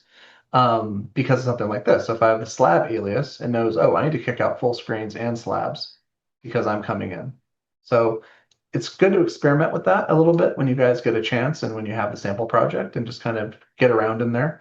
But generally speaking, in addition, so transition logic this is a deep topic that we tried to simplify greatly for people who are just trying to get into this. We have an entire tree that essentially runs. It's got a bunch of tasks that run. It has a system where it's like if it's the same scene and same layer, then it knows, and you can establish that with like enter conditions here, that it needs to transition the existing graphic out. It runs a task to ensure that that the next thing that comes in correctly. So you can also set delays on this kinds of stuff. It really depends. It goes pretty deep. And as a result of that, you're going to get the transition that you were seeing. What's kind of neat, I can show people who want to dive a bit deeper. You can go into your rundown. Let's just do these two graphics again, right? At any given point, you can right click and you can do open transition logic. And what you can do from this point, let me go back. This is best on, if I put these windows side by side, just plop this here. The transition logic has a handy little button called debug with an adorable bug icon. And as I go through here, you can actually watch the different states fire off as they need to, right? So if I go in and I preview this guy in, you'll see that it's playing the BP state task in, and it detected that if it's a different scene in the same layer, or there's no scene, which in that case was the case, then it needs to play. So if I go there and then I bring in another element, it's going to detect that if it's the same scene in the layer, that it needs to do different things depending on that, right? So if I go back and forth and I bring in a totally different thing, like this lower third here, it detects the same task, but it detected a different scene in the same layer.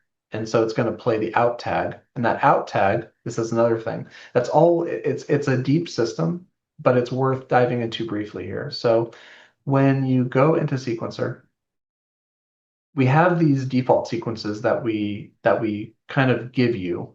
So for your in and your out animation, your in animation is essentially what plays the whole graphic in, and the out is everything that plays it out, right? But how do those things know to play? Well, it's because in your settings for that sequence, you've said, hey, look at this default tag list, find the thing marked as in, and that is essentially what transition logic knows to target to play. So for the in, you get your in, and let me go back to tree. And for your out, it's going to play your out. And then from there, let me get this out of the way here. This tool, excuse me. And from that point, these two know to play because of the sublayer modifier here for the change in and change out. So the same thing applies there. And then when things change from that point, it knows to play the change stats. And if I dive down a little bit further to here, this knows for things, just unclicked it. For things at this level, let me click that precisely. It knows anything in the stats box needs to be impacted by this change stats in here, right? So that's why when I go to that sequence and I play that, that's the animation that happens. That's the in. It's kind of a quick animation. It's almost like a blink into existence kind of thing, but the out is the one that matters the most. So it'll play out, and then the in kind of pops in and then does a little drift into place. So that's, I think I might have gone over the next section of the plan, but it just felt right. So yeah, so that's kind of where transition logic kind of factors into all of this stuff.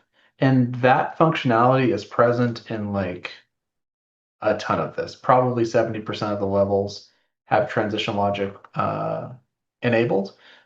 And like if I show like this white ball purple, for example, dive in there, you'll see up here transition logic is not enabled because this is a one-off, kind of a one-off graphic where you bring the thing in and you're off to the races.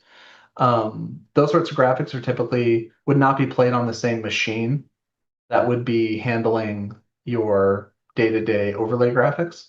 Those sorts of effects are either rendered out or they're played from another engine entirely. So yeah, that's kind of my shtick on that section. We can move to the next thing. I think that does it. That was the end of our Did I kill features. it? Okay. Yeah, you know what's interesting, David? As you were explaining all of that, I was Yeah. thinking back to our process and just like I feel like our team almost had like two different headspaces, right? In the beginning, we were just like designing, bringing the stuff into Unreal, understanding all the new features, building everything out properly, and just animating everything. And then Yep. there hit this point where we understood like the choreography of all this stuff, like what happens in the next phase of things, and taking our animations and needing to like actually split them out into in to outs to loops to allow everything up against each element to play one after the other after the other after the other. Yep. which was a really that was a really fruitful part of the process, I think, for us. I don't know if Dan wants to speak any more to that, but once you see it all play back to back in that rundown, it all clicks, and it's just so cool to see everything all in one hub together. Because otherwise, that would traditionally be in different software, right? Like it would kind of cut at that point and then Yep. go into another software that's built for something like that. Yeah, Yeah, exactly. yeah, I would agree. It was the same thing, just being able to see everything come together at once, where you're just like, oh, this is like that's the thing. That's the finished thing. The fact that it's all like contained in this one place and you're doing everything. And I think I'll just also add, like, as we were going through this, because we were wrapping our head around everything, we have a lot more hindsight about how we would have built things and gone through the process. Because I don't think we 100% had that in mind when we started. So, Yeah. thinking about the transition logic and setting up the different sequences, we were really focused on just like, all right, let's make sure it looks good, and we were trying to make sure that the reel felt right. Yep. Um, Setting all Yeah. that stuff up, it was Yeah. just kind of like With two that. separate thoughts. But looking back, it was like, oh, this all could have happened like at the same time, and Mhm. yeah, but Well, yeah, that is where it gets tricky. Is like one thing that TL really for it to sing, and that's I think what you're referring to is the Mhm. camera. If you're doing like a full screen, lower third, like your overlay graphic setup, you want to make sure that all of your levels have that unified camera to all of them. So that's why we have a scene rig. So if you guys peek around in the project and open up the level and you scroll down, you'll see a thing called, in every single level, except for pretty much all the overlay graphic levels, you'll see a scene rig lights set up there. So we have that. That's a sub level where we've created like a unified lighting setup and unified camera setup. Actually, in this case, it's just unified lighting setup. But it's so that when you transition from level to level, you don't get like a light pop because it's gonna use whatever's in there. And so if there's a light out of place when you do that transition, you might get some aberrations. Um, it's something that we're gonna look into a bit, but for now, it's kind of you. There's a definitely you want to come up with like a unified scenario that works across at least all of like a graphic of a type. So in this case, it'd be the overlay graphics. yeah, that is definitely something we ran into. But I was also just speaking in terms of we kind of did it in phases of like, here's the creative, here's the rigging, here's the transition logic, test, and the rundown. Whereas all those phases kind of can happen at once. Yeah, They yeah. don't need to be siloed, which I think is just like a different way of thinking for us in terms of how we go about these projects historically Mm. outside of Unreal. But yeah. And just FYI, fun fact: if anyone with eagle eyes was looking down at my bar down there, it's turned off now, but I had it. I think at some point I accidentally enabled a trace, so it was running pretty well considering I was running a trace at the same time. Anyway, a side note. Cool. Yeah. Yeah, and that takes us to the end, actually. Yeah, from our perspective, this was just such an awesome project to get into. Our team learned so much along the way. We're just endlessly thankful to be able to collaborate with you, David, and the team at Epic on this stuff. Um, Please download the content, poke around in there, check it out, let us know your thoughts.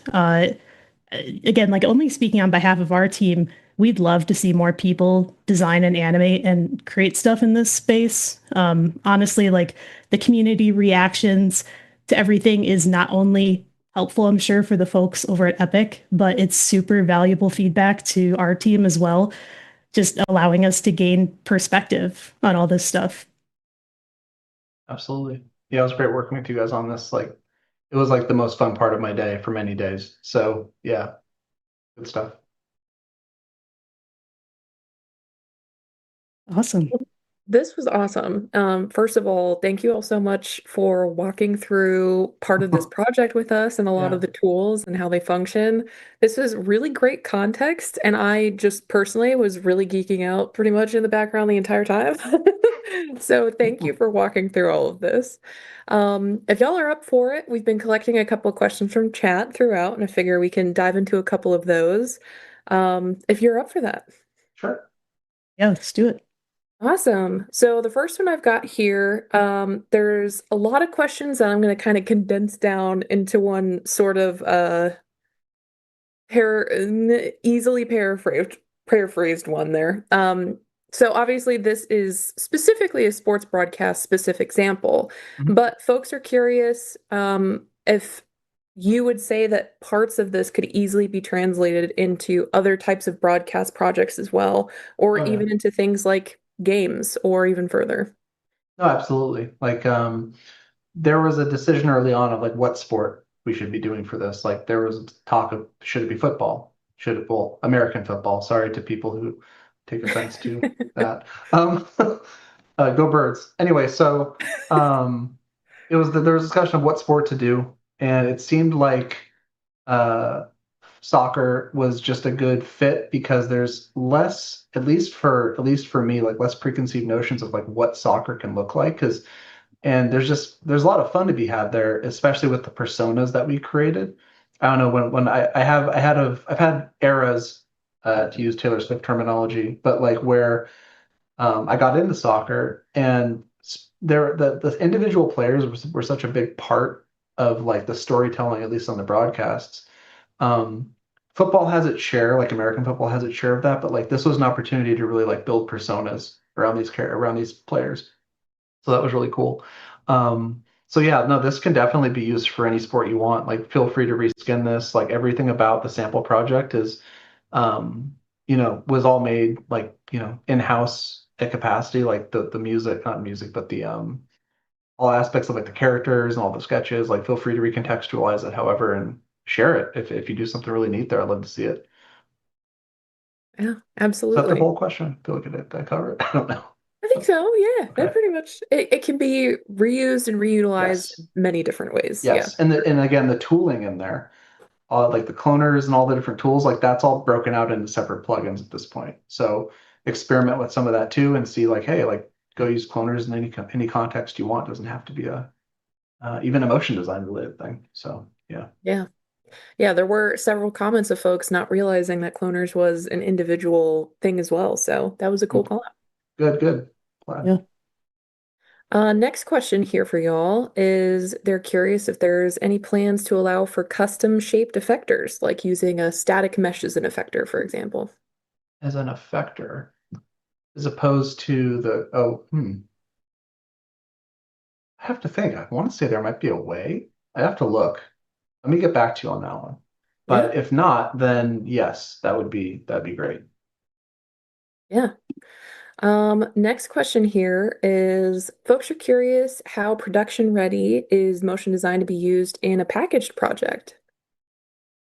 Show. I just writing down that last note. Pretending like we don't have a way to take those notes anyway. But so to use it in a packaged product, yeah, like everything, there was a substantial push for 5.7 for as much as possible to be packageable. We think we got it all, but if you guys try and package it up and let us know what issues you run into, that would be great. But yeah, theoretically, it should be good to package. Awesome. Next question here is folks are curious, what was the most difficult part of this project for you? And Hmm. kind of similarly, a secondary question as a follow-up to that, how did you manage to get past that, if you can go into detail on that? Most difficult part. Well, I mean, I want Oh, to give that to you guys, honestly. Like, I probably have my own thoughts, but yeah, what do you think? Hmm. well, it's No a good pressure. question. It is a good question. Yeah. I think I could identify like two points I think that were like the most like difficult per se, but it's also strange because we had a very different experience using this tool, and in that like there was no documentation or anything like that, and but we had a direct line to David and his team and all the developers. So when we ran into issues, we were able to like really drill down on stuff and like figure out what was going on. But I want to say the very start, just kind of getting past some of those initial unrealisms and like wrapping your Mhm. head around the translucent sort priority, like getting that to work and trying to like differentiate like what was supposed to be happening and what might have been a bug or something, which pretty much everything we ran into has been squashed, I would say. But uh Yeah, the initial phase, I think, just kind of like wrapping your head around all the different pieces. But once it kind of clicked, it was really everything just kind of made sense. Um, and then I want to say the second option that I might pick would be kind of towards the end, but I think that was more like our own like troubleshooting and kind of bug fixes and like realizing that like, oh wait, we built this kind of wrong and having to like go back and fix some of our mistakes and things like that. But yeah, Melissa, did you have any other takes on that? Yeah, I'd actually piggyback, kind of like splitting the difference between your two responses, because I think there was this feeling in the beginning that once we were starting to understand the modifiers and the way the cloner system works in Unreal, obviously, like our team was familiar already with like how to set a scene and the post process and how to set lighting and all that stuff, like the Mhm. look development part of it. I think the trickiest part was like almost being a little bit overwhelmed in the beginning as to like, oh my gosh, there's so many modifiers. There's so many different ways you can structure the outliner. How do we systemize this stuff? Like who's doing it what way? How are people setting up their masks? What's like the best practices we're going to put in place for this stuff? Because like there are a ton of ways to build this stuff out. I'm sure somebody could take one of the scenes that we made and build it and make it look exactly the same, but in a totally different structure, right? 100%. There's just a lot of ways of doing this. And we eventually found that happy medium that worked for us. Maybe it's not the best solution. Maybe there's room for improvement like next go through. Uh, but yeah, it feels hopeful, like really optimistic, but also like a little bit overwhelming in the beginning when you start to understand everything. Mhm. But you eventually find your groove. Yeah, Yeah, that's Right on. +1. I was going to say really fast, like what you guys were doing there and like kind of pushing. Obviously, the best way to build any tool, any product, is to like put it in the grinder a bit and like see what comes out the other end because like you're never gonna really know how the UX really settles. Like you can be amazing at building out UX, but you never really know until someone tries the thing. Like you only have like at some point you're kind of like alone in a silo and like you're doing your best, but like the feedback from you guys and just kind of the day-to-day meetings that we would do and when you guys would run into things that those things set off little lights of like, oh yeah, maybe that isn't as clear as we thought it was. So like the sample project has been really beneficial for that. Um, and we haven't really had recently like a really good thing to kind of like dog food something together. And so it's been really good. Um, I was going to say for the effector side of things, there's not a custom shape yet, but there's multiple shapes you can use for the effectors. So there is like a selection there for you can use like spheres, boxes, all kinds of other things. But a custom shape is an interesting one. I'll think about it. That could be pretty cool. Yeah, awesome. a unicorn horn or something. I Yeah, don't yeah. know. Possibilities are endless. Yeah. As sort of a follow-up to the ones that y'all just answered, actually, now folks are curious, what is your favorite part of the project? And you can't say all of it. That's going to be my stipulation I had on there. Oh wow. Mm. What was your guys' favorite part to do? That's I think the whole. I'm going to cop out. If I'm the first to answer. But yeah. Favorite part or favorite like feature that we got to like implement or something like that? If the answers are different, I'll take both. Okay. Um, I think, like Melissa said, one of the more challenging things was trying to like path find the optimal way to do something.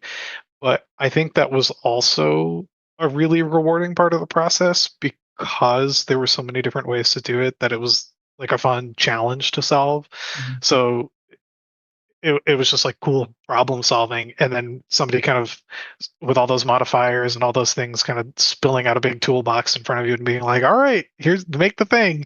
And you're kind of like, what about this one, and seeing how this works and like where does it break and how does it work and how does it function. So kind of like not the very start, but somewhere like at the beginning to the middle where we were like testing out those different things was a really cool part of the process. Because once you found something that worked, it was just like, ooh, this is going to be really cool. Or like, then it starts as you have all these wireframes, being able to know what you need to happen later on. Be like, oh, this can apply to this, and oh, this can apply to this, and have all those kinds of things. But yeah, Nice. Yeah, I would say, Yeah. oh, Oh, go go ahead, ahead. David, Sorry. if you No, had no, you're thoughts. good. Go ahead. Um, okay, so my response, I think, is two-parted.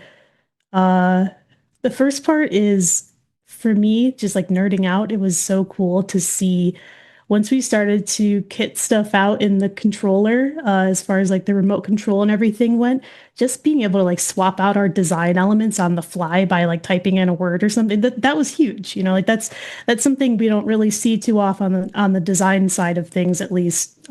Usually like at that point in the project, somebody else has taken over and is kind of dealing with that stuff. But for us to have that rapid uh, iteration was amazing. And I guess to kind of segue from that into my next response, the render times were incredible, right? It's just so fast. We had scenes that were 2D and could have been done quickly in another software, but also like all the 3D scenes, all the stuff with the soccer balls and the cloners and stuff, like you could just spit out those renders in 10 seconds. It's huge. It's huge to see all that stuff play back in real time. It's huge to be able to animate and adjust like the procedural parameters of the effectors in real time and make sure you're getting that look dialed in just the way you want it. Um, yeah, I'm really eager to like work on the next project in this way. That's awesome. Yeah, I mean, for me, I have nothing but biased opinions, but so it's great to hear, your guys' thoughts on all of that. And again, like my hope is that other people try out the sample and get inspired to make some cool stuff with it, and greedily like send feedback our way, but also just share if you guys are making stuff with it. We'd love to see anything you guys are doing with the sample, with motion design in general. Um, it's kind of what we feed on, right? Because at a certain point when you're building any sort of tool set, you're gonna get like brain poisoned into thinking like this is it, we're done. And then you're gonna see, oh crap, people want all these other things from it that we didn't even account for. So I don't know, like the door's open for me to like hear about any cool new ideas, use cases, things that we missed. So yeah. Very cool. So keep in touch, folks, is what I'm hearing. Yes, yes. Hmm. Short version. I appreciate the short version. Yeah. Awesome. Well, we'll wrap it up with questions there for today. So, thank you all so much once again for being here and walking through all of this awesome stuff with us and answering questions. So, thank you so much for your time. Appreciate you very much. And of course, also thank you everybody who came to watch the show and participate and ask questions. It wouldn't be what it is without you and your participation. So, we really appreciate you being here. Go check out the motion design sample project. It's Please. awesome. Yeah. do it. We'll post the links in the chat here just in case anybody missed it. But also, if you popped into the show partway through or you just want to go back and review something again, you can do that. No worries, because we post all of our streams in video format that can be viewed on demand on both our Twitch and YouTube channel at Unreal Engine.